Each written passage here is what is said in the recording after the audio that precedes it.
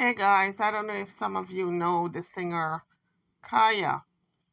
It has been years since she has been really in the spotlight, but she has managed to keep her name in the foreground since she did My Neck and My back in 2002.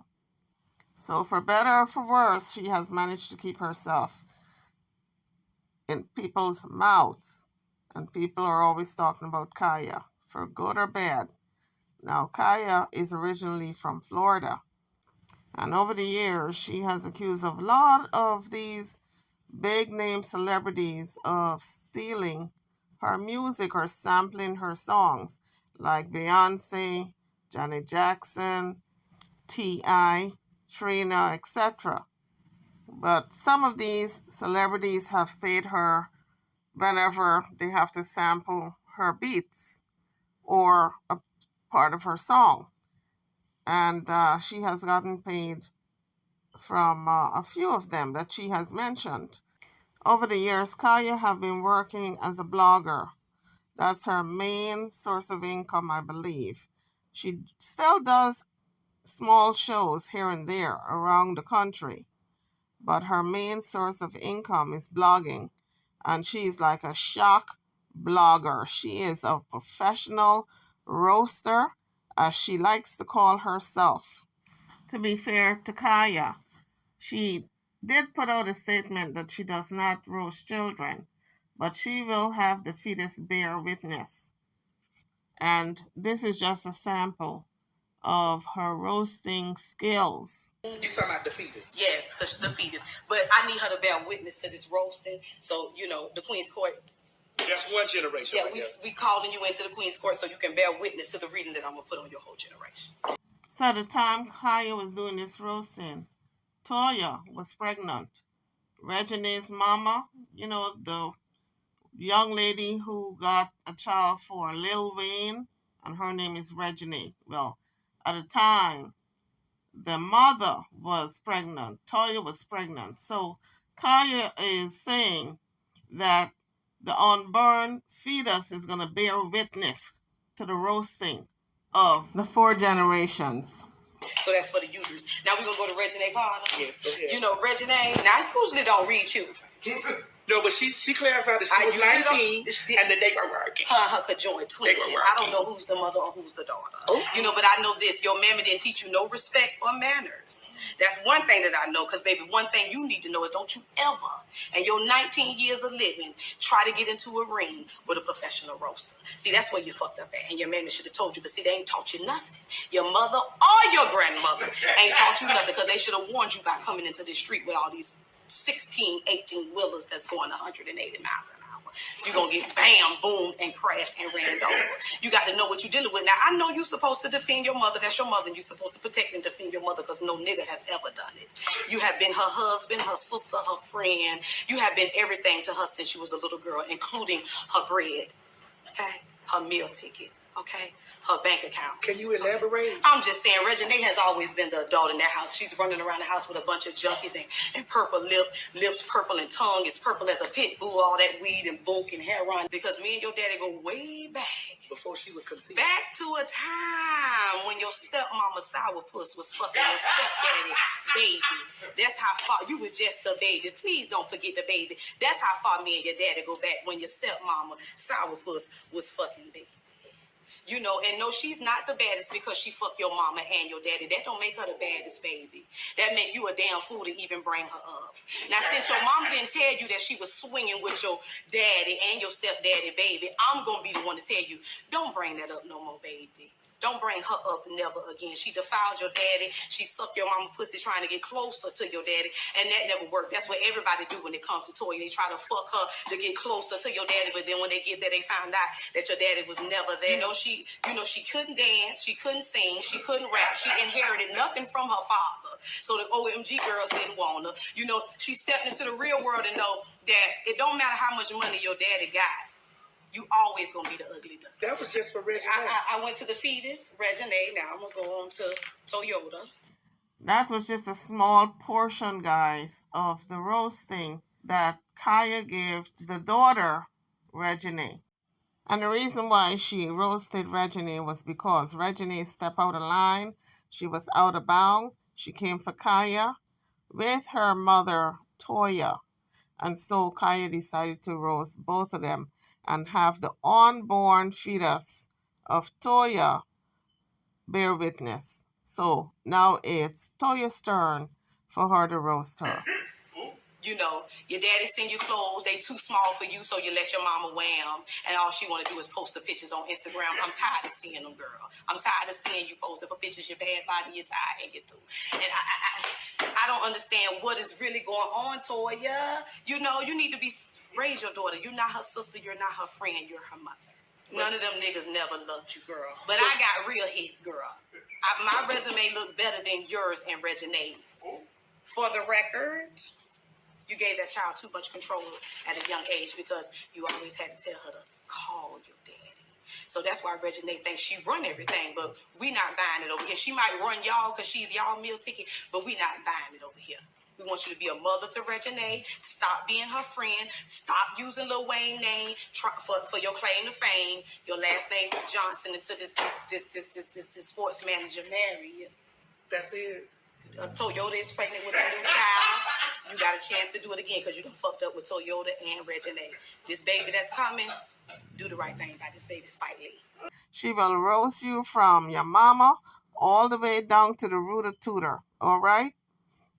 A lot of people have said that Khia derailed her own career by going after a lot of these mainstream celebrities. And they also say that she's very bitter, disgruntled, and does not show appreciation for anything. She's one of the people they say do not play well with others. She is never friendly, so they say.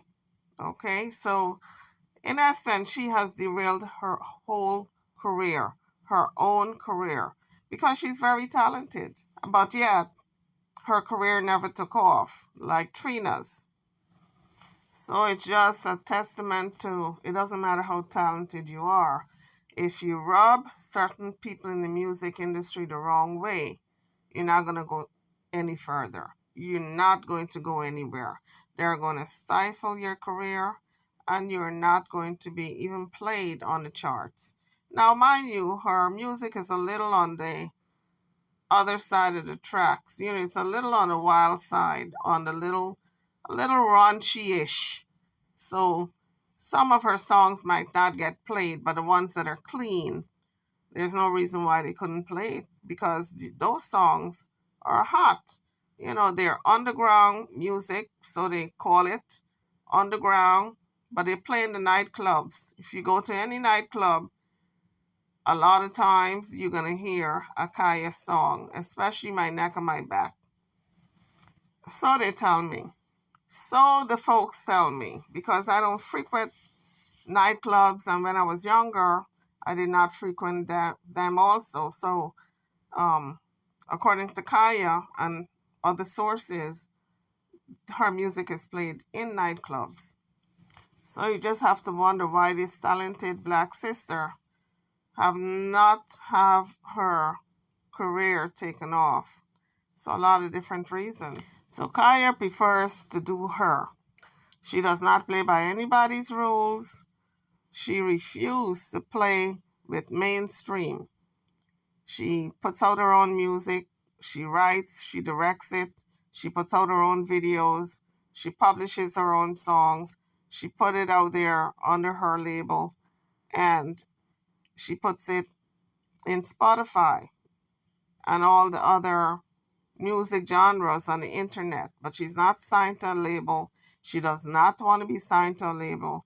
And so a lot of people still don't know about Khia, and she's in her 50s now. So in terms of her getting a music career in mainstream, I think that's over with. But she's still relevant for a lot of people who listen to underground music. So back in 2006, Khia put Janet Jackson and the producer at the time who was producing Janet's song, So Excited, she put them on blast for not putting her in the video for their collaboration because they collaborated with Khia, but they did not put her in the video. And she felt a kind of way about that. So the back and forth continued with Jermaine Dupri. So eventually he called her ungrateful and washed his hands with her. So Khia said they collaborated, but I think that maybe they bought part of her beat to one of her songs, and so she called that collaboration. But I'm sure they paid her, or else she would have taken them to court. So that same year, Khia released her second album, Gangstress, in 2006. And her lyrics are so raunchy that, of course, they play them in the strip clubs, and they are often played in the strip clubs. I don't go to the strip clubs, but so Khia said. So her lyrics are too gangster for the radio. Maybe that's why she didn't cross over into the mainstream, and she's still on the ground. So from the time Khia has been on the scene with her music, she has kept the strip clubs popping in terms of the music, because they will play her music because it's on the kind of cutting edge and it's very raunchy. Some of the lyrics of some of the songs are very raunchy. They cannot be played on mainstream radio. So back in 2012, Khia was accused of food stamp fraud. One of the names she goes by is Thug Mrs., Khia Thug Mrs. So she was allegedly investigated for stealing food stamps and committed welfare fraud.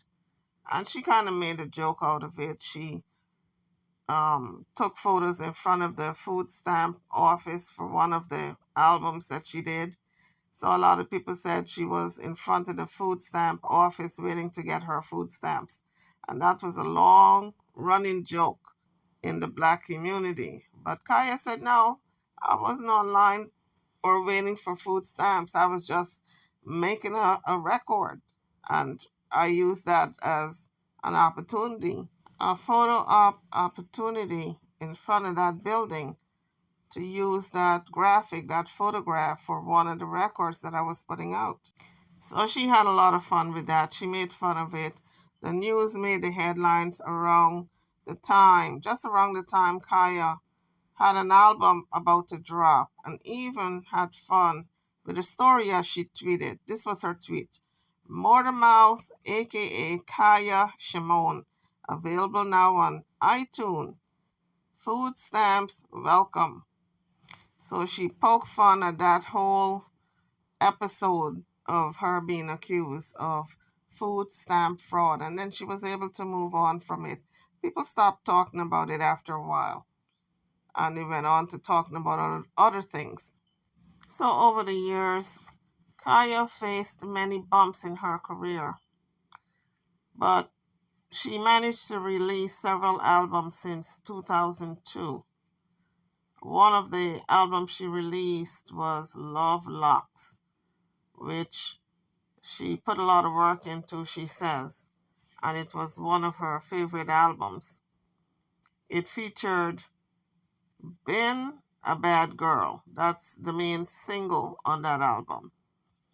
But from since 2002, she says she pretty much tried to put out an album every couple of years, if not every year. So she keeps herself busy releasing her underground music.